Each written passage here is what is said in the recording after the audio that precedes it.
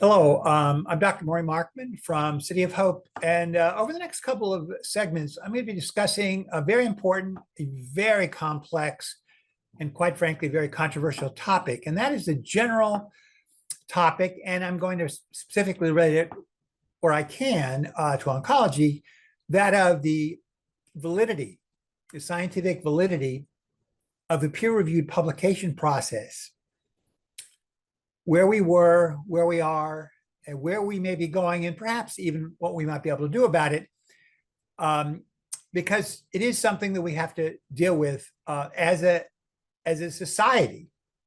That is the question of the legitimacy of scientific peer review. Now, starting at the beginning, I will go back to the past. Again, you might say the past is, is history. But it was a very positive history, in my opinion. Peer-reviewed publications were and still are considered by many the coin of the realm for multiple indications. Communication between scientific experts, for communication to society, for academic recognition, for promotion and tenure. All of these things are important. All of these things are reasonable. In the past can be considered, 20 years ago, considered 10 years ago. Peer-reviewed publications had enormous scientific authority.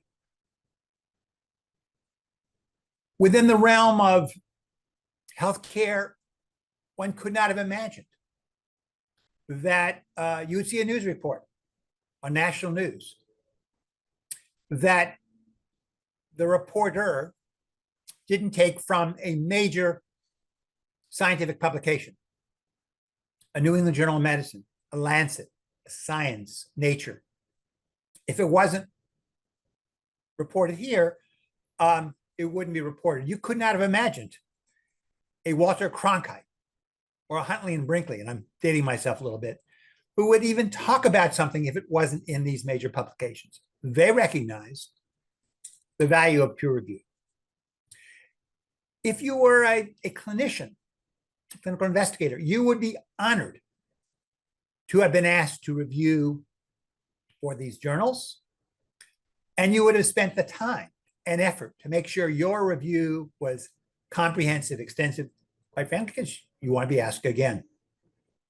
The results from these journals that were published were embargoed. No one would dare to release the results unless it was for public health purposes before the date of the publication, for fear that, guess what, the journal would pull the paper, or you wouldn't be able to publish again in that journal.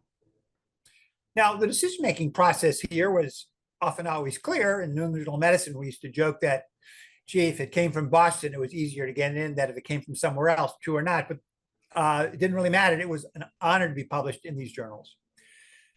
One sort of looked at the Lancet and said, was it the same quality of the New England Journal of Medicine, but you knew you could potentially get the paper in that journal a little quicker.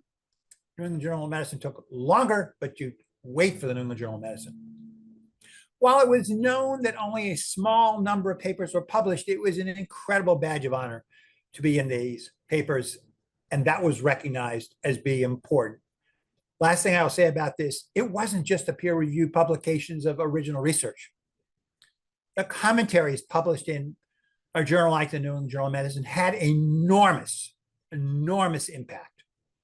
Consider, for example, the landmark paper from Henry Beecher talking about ethics in clinical research, published more than 50 years ago, that still today is widely discussed regularly in any forum talking about research. So the impact of publication in these major journals, peer-reviewed journals, was enormous.